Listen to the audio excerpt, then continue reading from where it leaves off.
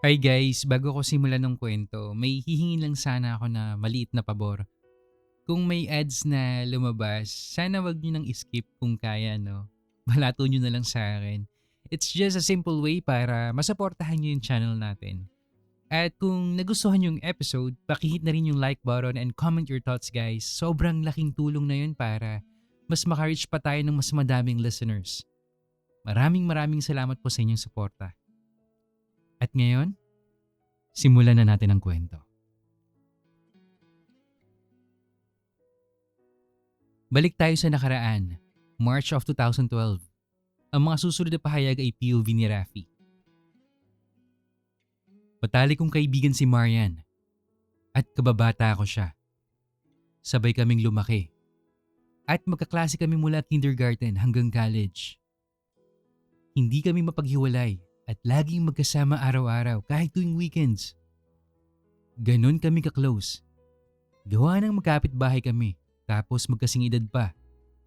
Siya lang ang natatanging best friend ko sa buong mundo. Dahil sa napakalapit namin sa isa't isa, tampulan kami ng tukso ng mga kakilala at mga kamag-anak namin. Baka daw kami ang magkatuluyan balang araw. Hindi mahirap mahalin si Marian. Dahil sa bukod sa napakabait niya, maganda siya, masayang kasama, at sweet. Maraming lalaki ang nanliligaw sa kanya noon. Pero wala siyang sinagot miski isa. Aantay niya daw yung tamang panahon. Nasa high school kami nung umamin siyang ako pala ang gusto niya. At matagal na raw niya itong tinatago. Sobrang nakakilig yung eksena dahil ginawa niya yun ng prom night namin. Wala siyang isinayaw na iba. At inantay niya akong mag-imbita sa kanya sa gitna ng venue. Hindi may tagong saya namin dalawa. At maging yung mga kaklase at guro, napansin din yung espesyal na connection namin. Pareho kami namumula habang sinasabihan na bagay na bagay daw kami. Naghiyawan at nagpalakpakan ng lahat. Habang sumasayaw kami sa sali ng awiting King and Queen of Hearts ni David Pomeranz.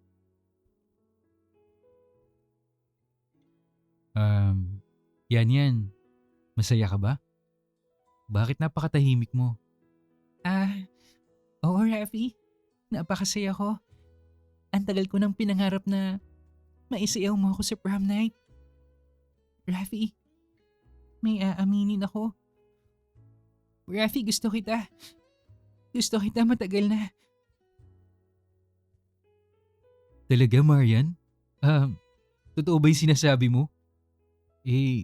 Ang dami naman diyang matitinong lalaki na may gusto sa'yo ha. Tsaka, alam mo naman yung tunay kong pagkatao, di ba? Hindi ko naman tinago sa'yo yun. Pero, bakit ako? Totoo ang sinabi ko, Rafi. At tanggap kita kahit ano ka pa. Hindi kita minahal dahil sa kasarian mo. Minahal kita dahil inibigyan mo ako ng importansya. Minahal kita dahil tinuruan mo akong magsikap sa pag-aaral. Natatandaan mo ba noon? Palagi akong bagsak pero nang dahil sa'yo. Pursigido na akong mag-aaral ngayon. Pinahalagahan mo ang kahinaan ko. At ginamit ko yun upang maging kalakasan ko, Rafi. Oo, natatandaan ko yun. Salamat naman at naging mabuting impluensya ako sa'yo. Kaya mo bang magantay? Hindi ko pa alam kung kaya kitang panagutan ngayon eh. Oo naman, Rafi. Kaya kong magantay kahit gano'ng katagal. I love you, Rafi.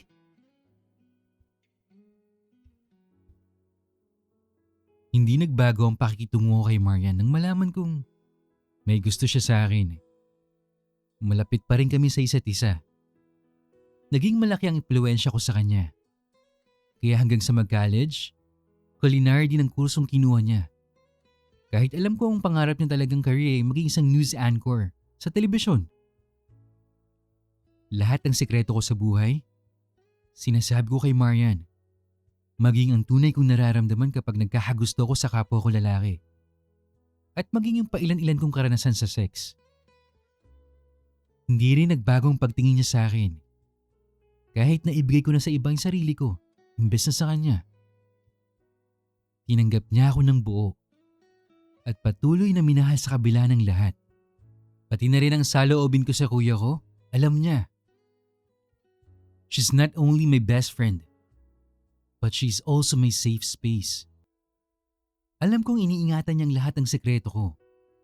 Kaya panatag ako sa lahat ng mga sinisiwalat ko sa kanyang mga balita patungkol sa buhay ko.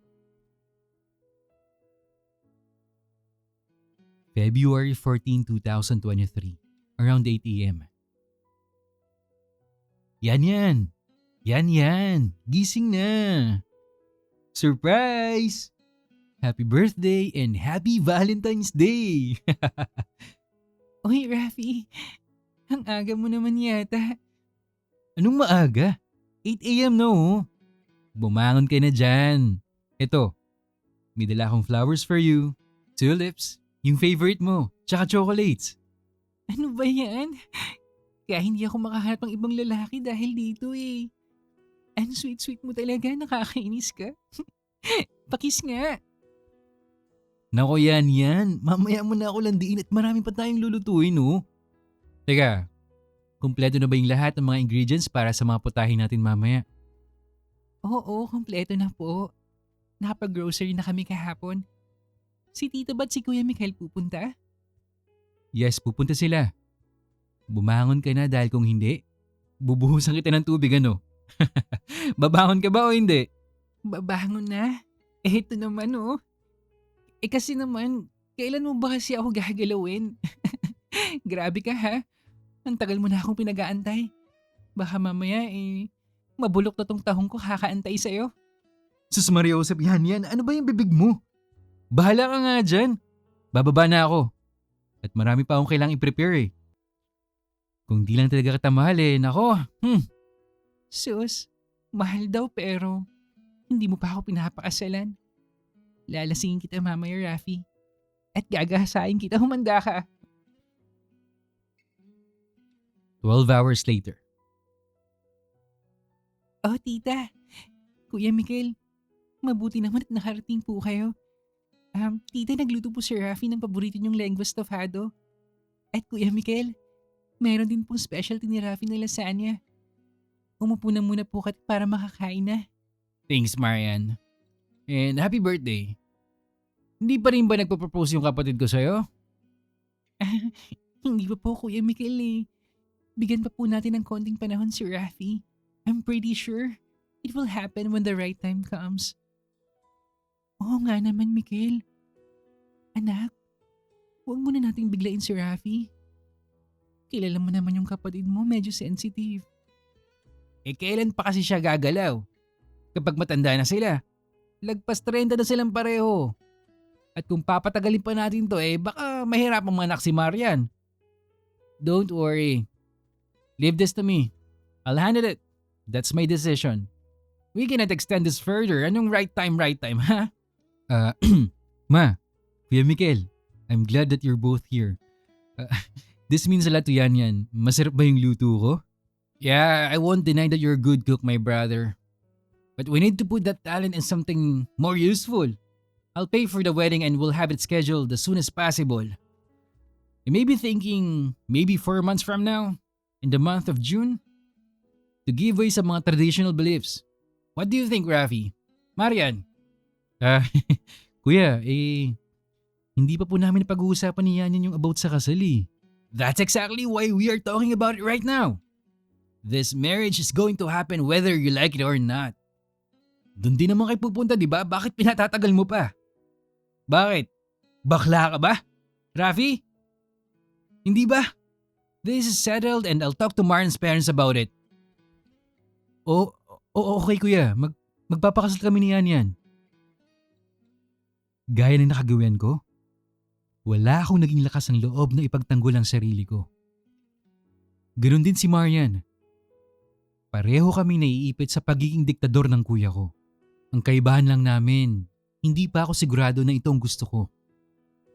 Samantalang si Marian, matagal nang inaantay na mangyari to.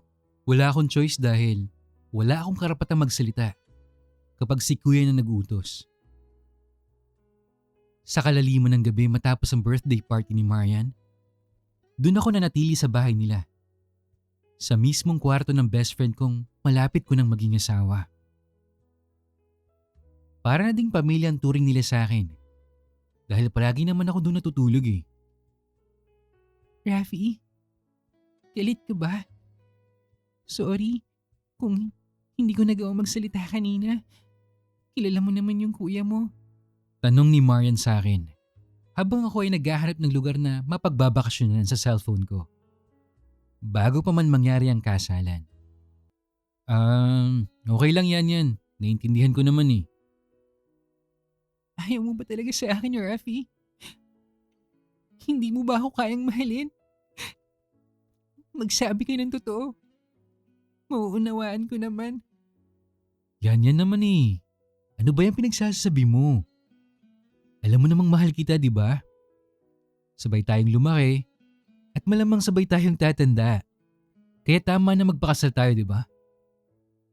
Sagot ko sa tanong ni Marian na ngayon nagsisimula ng umiyak. Hindi kasi kanyang pagmamahal ang gusto ko, Rafi. Alam mo naman, di ba? Hindi ko naman itinatago sa'yong matagal na kitang gusto. Kaya mo ba akong mahalin hindi bilang isang matalik na kaibigan, kundi bilang magiging asawa mo? Kaya mo ba akong halikan? Kaya mo ba akong anakan?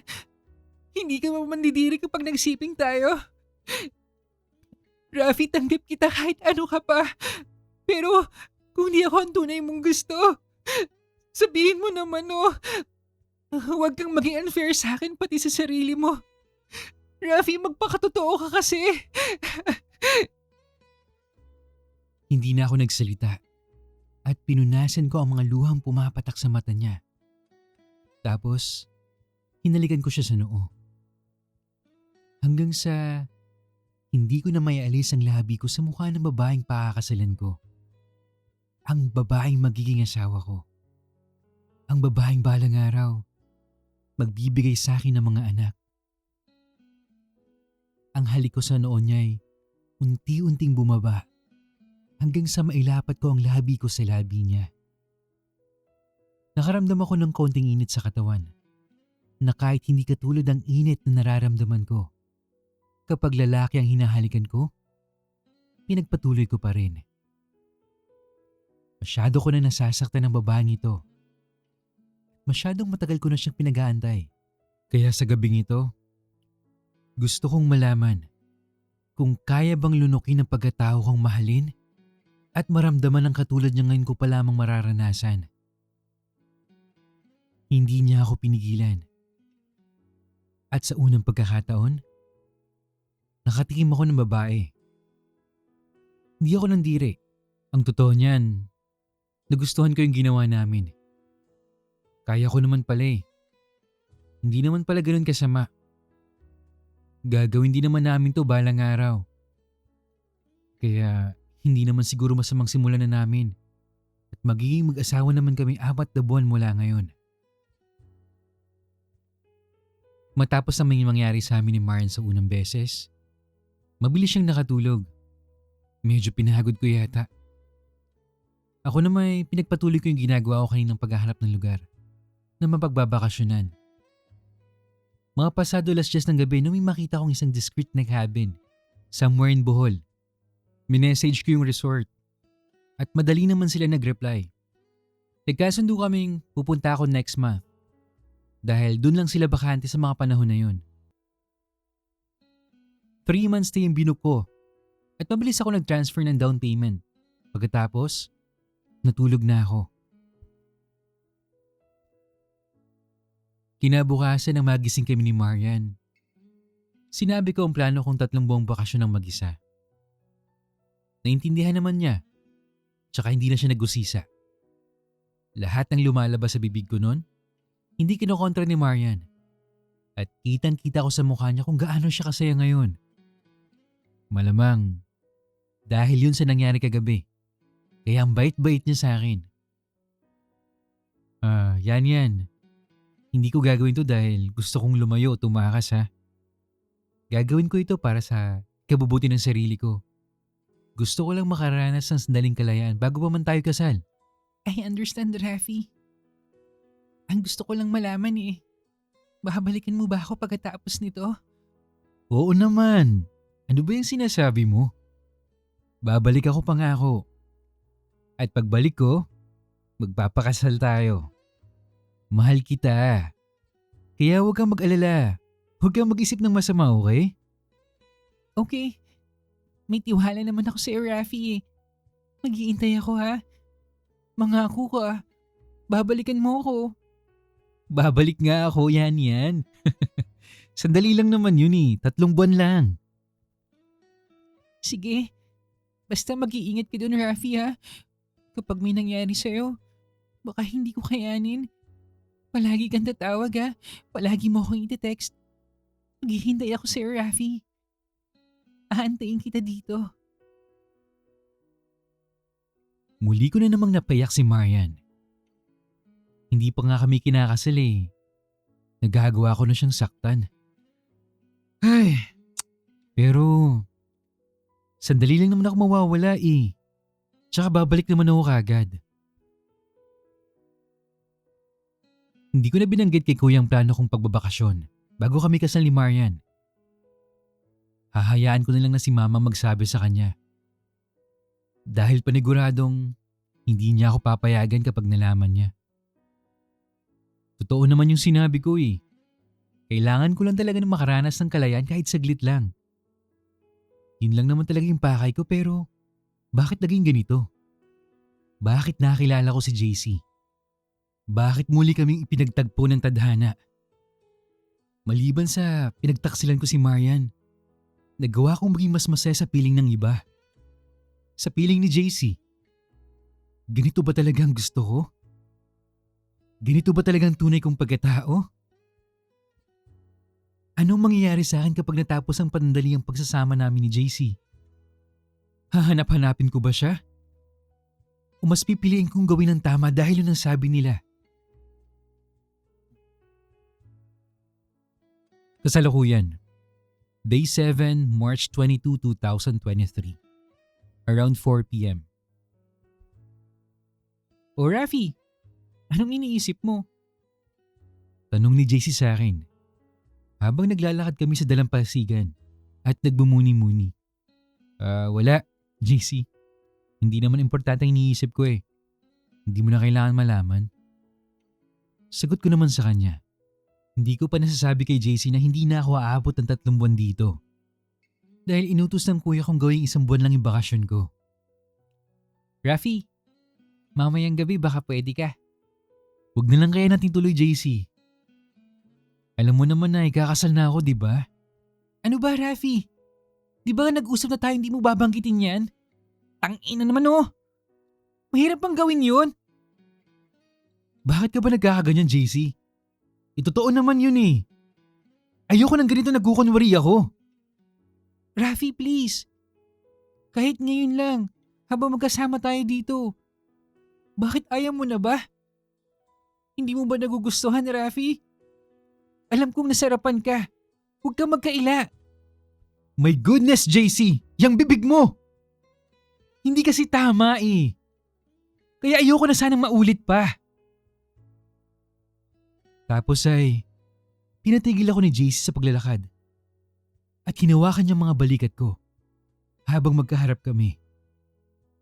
Hindi ko siya matingnan ng diretso sa mata. Dahil ayokong sagutin ang tanong niya. Kaya ibinaling ko ang tingin ko sa dagat. Rafi, tingnan mo ako sa mata. Rafi, tumingin ka. Tumingin ka dito. At sabihin mo sa harap kong hindi mo nagustuhan. Rafi, pakiusap naman umarap ka dito at magsabi ka ng totoo. Dahil hindi ako nagsasalita sa mga minutong yun, si JC na mismo nagpaharap sa mukha ko. Para magkatinginan kami sa mata. Rafi, magsalita ka naman Please, Rafi, kahit yes or no lang. Yes. At nang masagot ko ang tanong ni JC, napaluha ako. Ito ang totoong nararamdaman ko na gusto ko na sanang itago. Dahil alam kong hindi tama pero nagawa kong sagutin. May halong lungkot at saya mga emosyon na tumakbo sa puso ko ngayon. Dahil ito na ang kalayaang hinahanap ko. Ang kalayaang matagal ko nang gustong maranasan. Na kay JC ko lang unang naramdaman. Niyakap ako ni JC nang marinig niyang sagot ko. At pagkatapos, hindi na kami nagsalita pa. Nakangiti kaming pareho at sabay na naglakad upang makahanap ng makakainan. Sarado yung barbecue store ngayon dahil may okasyon yata sa kanila. Pwede naman sana kami umorder sa resort pero mas gusto namin ni JC yung ganito sa labas kumakain. Para kami mag-shotang palagi nagde-date. Kahit na hindi naman talaga kami. Para lang kaming friends with benefits. Parang ganun lang. Sa awa ng Diyos, nakahanap kami ng isang maliit na kainan na nagbebenta ng mga sariwang lamang dagat na sobrang nakakatakam. Buti na lang talaga't pareho kami ni JC na hindi pihikan sa pagkain. Umorder kami ng sabaw ng talakitok, paksiw na bariles, inihaw na puset, lato na may sibuyas at suka, itlog na maalat na may kamatis, 2 kanin at 2 soft drinks. Ibang klase talaga ang sarap na napakasariwang pagkain. Yung alam mong sandali pa lang nahuhuli sa dagat niluto na kaagad. Yung lasa ng sabaw, manamis-namis. Yung paksiw naman, sobrang linamnam. At yung inihaw na puset, napakabango at napakalambot nguyain. Matapos kaming kumain, nagtungo na muna kami ni JC sa kalapit na simbahan at nagdasal saglit. Ako, medyo matagal ako nakaluhod. Pero si JC, wala pa sigurong 1 minuto, tapos na siya. Pinagdasal kong biyayaan ako ng Panginoon ng karunungan upang makilala ang tama at mali. Kahit ngayon lang. Alam ko naman sana ang sagot sa mga tanong ko pero minsan, kailangan talaga natin ng tulong ng Diyos para makagawa tayo ng tamang desisyon sa buhay. Pagkatapos nun, bumalik kami sa resort at muling nagtungo sa dalampasigan tapos umupo sa buhangin. Nakakbay si JC sa akin at sabay naming tiningnan ang unti-unting paglubog ng araw. Habang dahan-dahang nilalamon ng dilim ang kalangitan. Sobrang ganda talaga ng takip silim. Lalo na't may kasama kang tao na nakapagpasaya sa'yo. Parang panaginip na ayaw kong matapos. Parang panaginip kung sana'y ayoko nang magising. Ay, ganito na lang sana palagi, JC. Ayoko nang matapos to. Ako din, Rafi. Ayoko matapos to. Day 10, March 25, 2023. Around 11 p.m. Naging bakante ang kama ni JC. Magmula nang sinimulan naming palaging natutulog na magkatabi sa kama ko. At halos gabi-gabi, may ginagawa kaming milagro sa loob ng cabin. Hindi na ako nagpigil sa nararamdaman ko para kay JC. At hinayaan ko lang siya sa mga gusto niyang gawin sa akin sa mga nagdaang araw na yon. Pero iba ang gabing to. Nakainom kami at hindi ko maipaliwanag kung bakit sabik na sabik ako sa kanya. Yun ba ang pakiramdam na kailangan kong ibuhos ang lahat? Dahil baka matapos na? Sandali lang, Rafi. Maligo muna kaya tayo. Ang hot mo ngayon ah. Anong maliligo? Bumalik ka dito, JC. Huwag mo kong pinaghihintay. Makalipas ang ilang oras. Ano? Lulubos-lubosin na ba natin to, Rafi? Tama na. Ayoko na. Medyo mahapdi na eh. Siya nga pala, JC. Gusto ko sanang ulitin natin yung activities na ginawa natin eh. Okay lang ba? Sige. Gusto mo simulan natin sa Chocolate Hills bukas? Game! Pabaliktad naman yung gawin natin tapos yung panghuli dun sa may floating restaurant. Lumipas ang ilang araw. Natapos namin ni JC ang lahat ng activity sa pangalawang pagkakataon. Ganun pa rin ang nararamdaman ko sa bawat lugar na pinupuntahan namin. At kagaya ng nakagawian namin, sabay kami nag-aalmusal, naliligo ng dagat, gabi-gabi, sa labas kami kumakain. At magkatabi kami matulog sa isang kama. Kagaya ng nakagawian namin, sabay kami nag-aalmusal, naliligo sa dagat, gabi-gabi, sa labas kami kumakain. At magkatabi kami natutulog sa isang kamang naging saksi sa lahat ng aming kapusukan. Nakasanayan ko na rin ang palaging pagsaling ni JC sa akin sa mga pictures at videos na pinopost niya sa social media. Nagkaroon ako ng sobrang daming followers at friend request na hindi ko pinapansin. Day 15, March 30, 2023, around 7 a.m. Sabay kami ni JC na nag-almusal. At maya-maya, uulitin namin ang mga activities na ginawa namin dito sa Bohol sa pangatlong beses.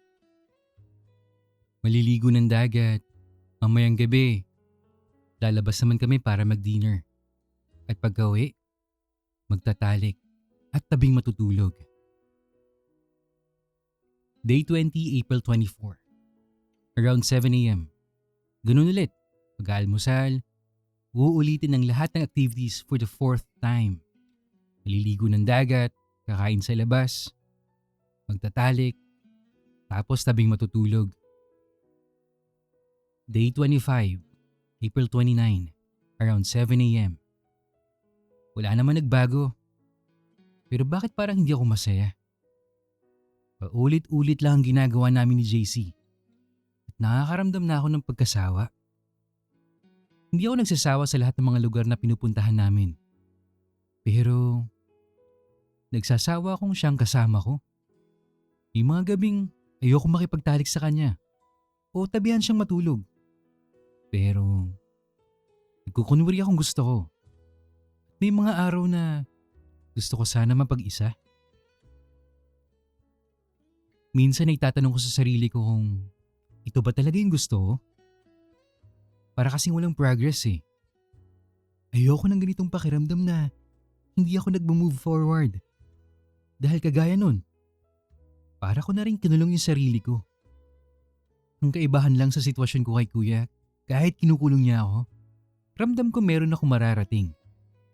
Hindi kagaya nitong sa amin ni JC, na parang walang direksyon. Nung gabing yun, hiniling ko kay JC na huwag na muna kami magtalik. At huwag muna matulog na magkatabi, na ikinalungkot niya ng husto. Hindi ko inaasang ganun ang magiging reaksyon niya. At hindi ko inaasang iiyakan niyo ng halos buong magdamag.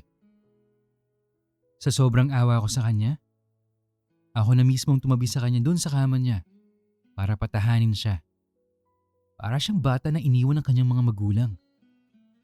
At nung tinabihan ko siya, hindi niya ako binitawan hanggang sa sumapit ang umaga. Day 26, April 10, around 7 a.m. JC, sorry sa tatanong ko pero paano ka kagabi? Tanong ko kay JC habang nag-aalmusal kami. Wala Rafi. Pasensya na. Inatake ako ng sumpong kagabi. Sumpong? Saan? Sumpong sa ano? Basta Rafi, hindi mo rin naman maintindihan kapag sinabi ko. Wala talaga ako maintindihan JC kung wala kang sasabihin. Anong nangyayari sa'yo? Bakit di mo sabihin sa akin para malaman ko? Muling tumulo ang mga luha ni JC at pinunasan niya to gamit ang kanyang kaliwang braso.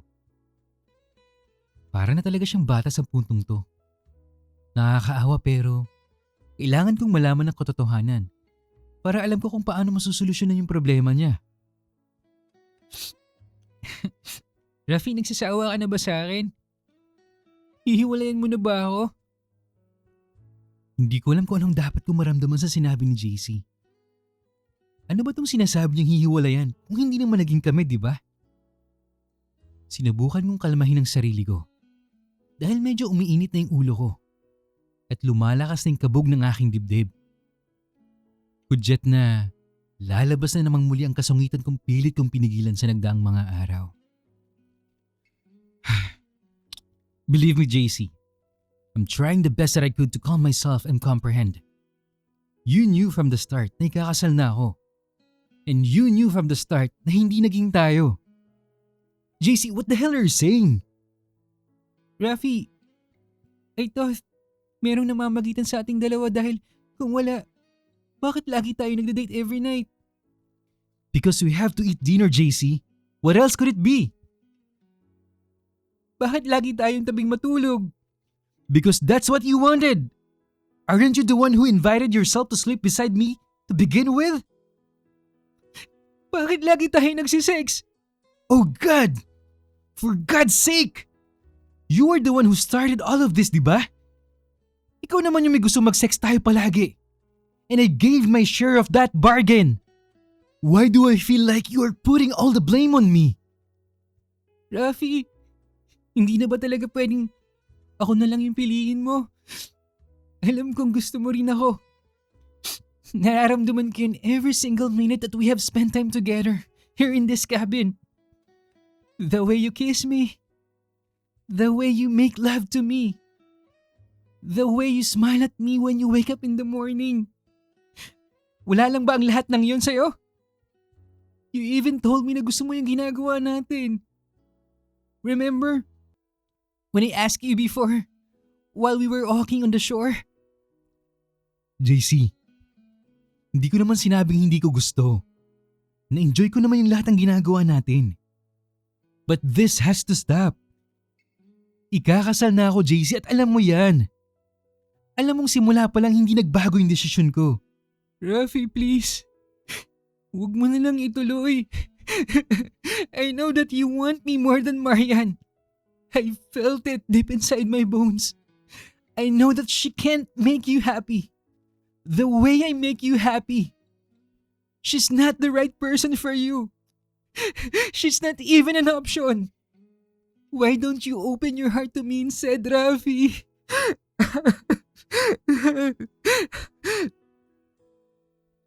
Hindi ko nagustuhan ang sinabi ni JC. Dahil dinama niya si Marian sa usapin naming to. Paano niya nagawang idami ang isang taong hindi naman niya kilala? Kung tutuusin, hindi ko rin naman talaga siya lubos na kilala.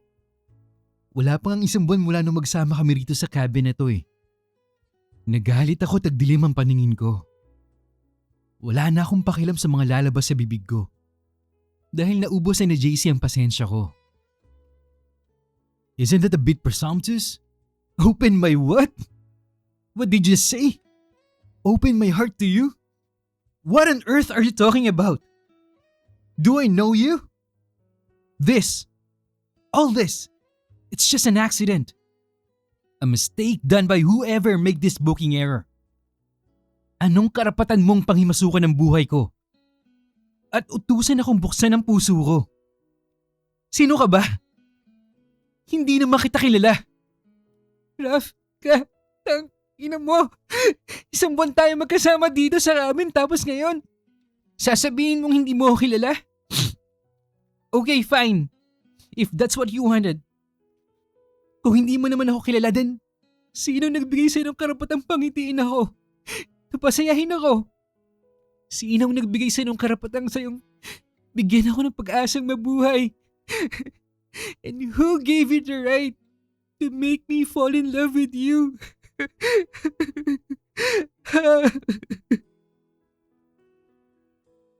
Naway, mapatawad ako ng Diyos sa mga nagawa kong kamalian dito sa cabin. At sa hindi ko pag-ubos sa almusal ko. Pero, hindi ko kinaya ang galit na naramdaman ko ngayon. Tumayo ko at nagsimulang mag-impake ng mga gamit ko. Dahil ayoko na manatili dito nakasama si JC. Maling-mali ang desisyon kong magbakasyon. At hindi na lang sana ako tumuloy. Dahil dito, nagawa kong pagtaksilan si Marian. At dahil dito, nagawa kong ibahagi ang isang parte ng puso ko sa taong hindi ko naman talaga kilala. Hindi na pwedeng magtagal ito.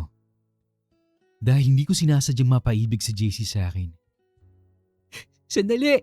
Saan pupunta, Rafi? Ano? Tatalikuran mo na lang lahat?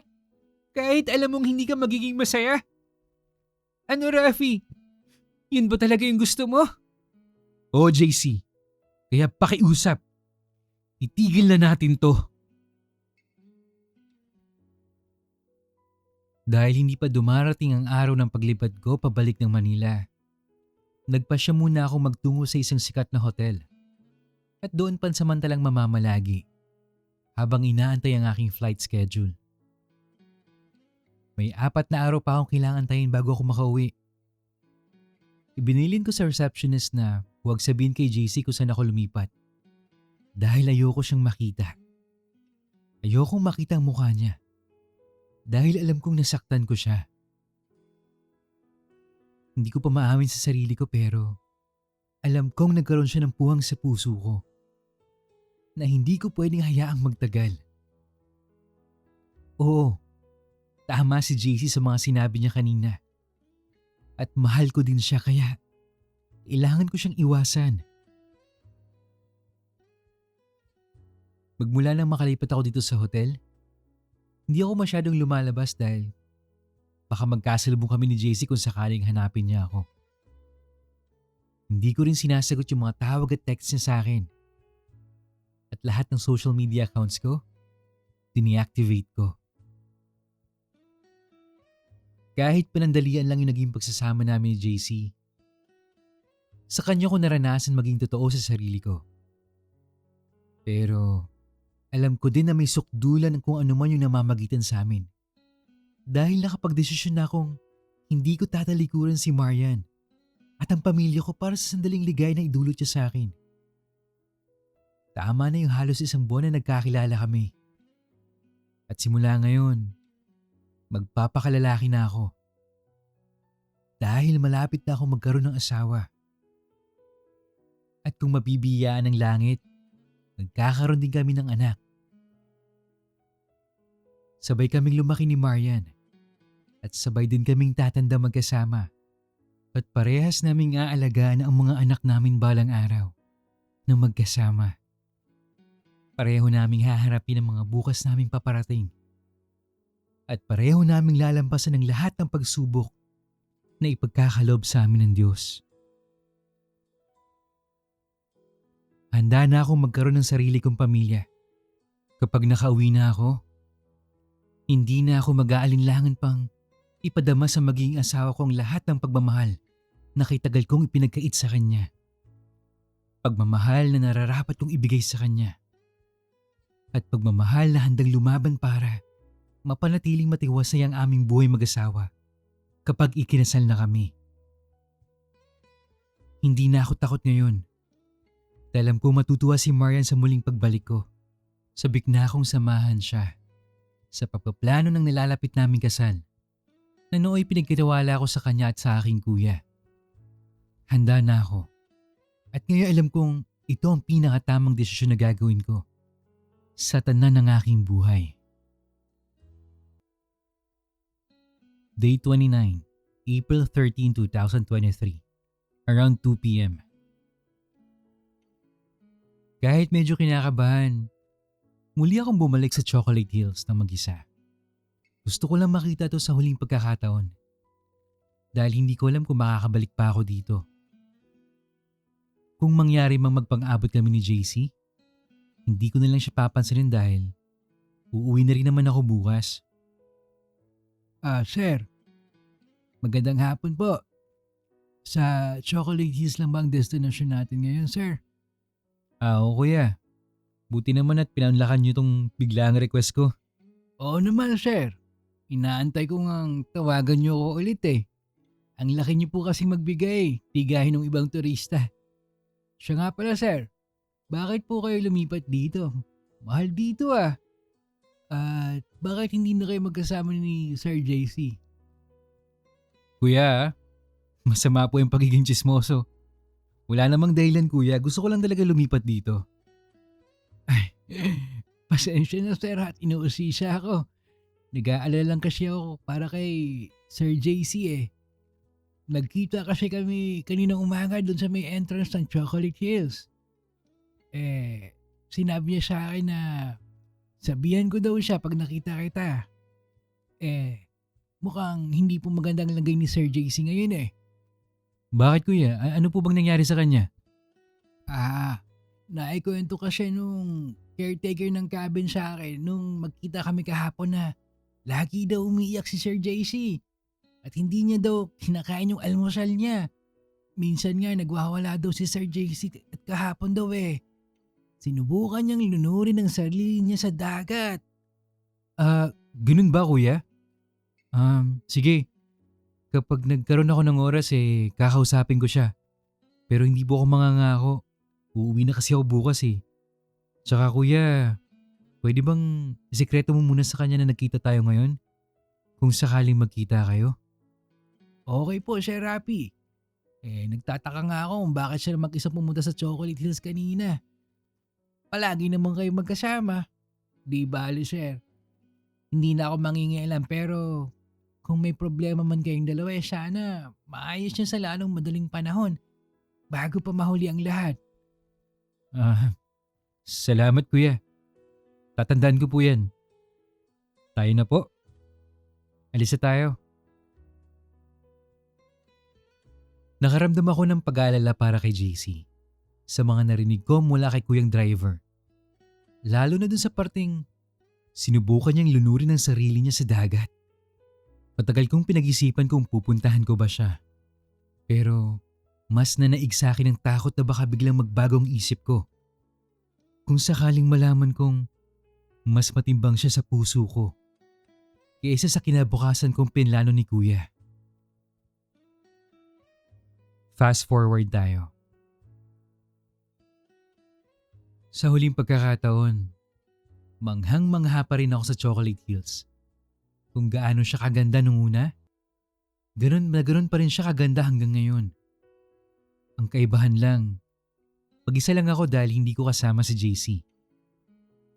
Iniisip ko pa rin kung pupuntahan ko ba siya bago ko umalis. Pero baka kasi maawa ko sa kanya. Kaya naman, hindi na lang ako magpapakita. At ibabaon ko na lang sa limot kung ano man yung nangyari sa amin. Siguro naman, hindi niya sinasadyang lunurin ang sarili niya sa dagat. Dahil baka lasing lang siya sa mga sandaling yun. Hindi ko nakitaan ang ugali si JC na kayang saktan ang sarili niya. Hindi kaya niya magpakamatay. Hindi siya ganong klaseng tao. At nandun yung caretaker ng cabin na pwedeng magbantay sa kanya. Siyempre, hindi nila hahayaang may masamang mangyari sa guest nila. Dahil makakaapekto yun sa image ng buong resort. Lalo pat isang sikat na online personality si JC. Nang makarating ako sa Manila, sinalubong ako ng aking magiging asawa, si Marian. Sobrang namiss ko siya. At hindi ko napigilan ang sarili kong yakapin at halikan siya sa labi na magkita kami. 30 minutes later. Oh, bakit ang tahimik mo yan? Hindi mo ba ako na-miss? Na-miss syempre. Ano ka ba? Ayoko lang mawala yung focus ko sa pagdadrive. By the way, Rafi, bakit mo din-activate yung social media accounts mo? At bakit hindi na kita nakikita sa mga post ni JC the Dancer nitong mga nakarang araw? Nag-away ba kayo? Shucks! Bakit niya alam?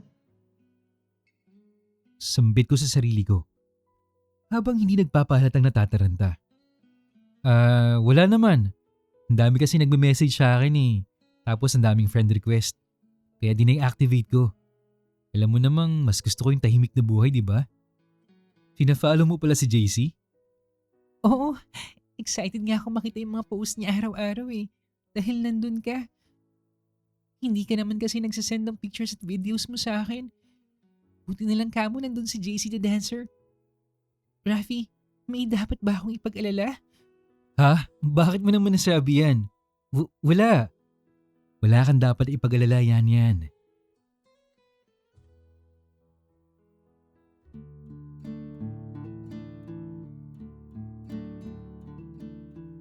Okay, so happy weekend guys. Happy weekend. Kamusta ba? Kamusta ba ang weekend nyo? Ingat kayo sa mga may gala tonight. Maulan na naman. Kaya magdala ng payong. Huwag kayo magpapakabasa kasi marami na tayo masyado. Hindi, joke lang. Alagaan yung kalusugan nyo guys. At since tapos na tayo sa episode na to, may tanong lang ako. Ano ba talaga ang gusto ni Rafi, no? Tahong ba? O talong? O guys, hindi ko na kayo tatanungin kung anong mas gusto nyo Baka kasi ang isagot karamihan sa comment section ay talong. Joke lang. Pero kung susuriin natin yung mga nangyari sa mga nakarang episode, pareho niyong natikman yung talong at saka tahong. Pero ang mas mahalagang tanong, wait lang, magkaka-rhyme di ba? Pero seriously, ang mas mahalagang tanong dito, sino nga ba talaga ang pipiliin niya? Si Marian na matagal nang nag-aantay at handang ibigay ang lahat para sa kanya? O si JC na naging daan upang maranasan niya ang kalayaang matagal na niyang hinahanap? Alamin natin yan sa susunod na episode ng Strangers in the Cabin. If you enjoy our story, don't forget to hit like, comment, subscribe, and hit the notification bell para updated ka sa mga news stories natin. And of course guys, please continue sending your stories sa mandamanstories@gmail.com. Malay mo next time, kwento mo naman ang mabigyan ng buhay dito. Yun lamang po at maraming salamat sa patuloy na pakikinig. Hanggang sa muli.